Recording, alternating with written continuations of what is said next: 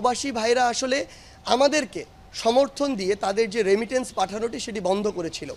আমরা তাদেরকে এখন অনুরোধ জানাবো, আমাদের যে অন্তর্বর্তীকালীন সরকার সেটি দায়িত্ব নিয়েছে, এখন আমাদের দেশ গঠন করতে হবে, অর্থনৈতিক স্থিতিশীলতা ফিরিয়ে আনতে হবে।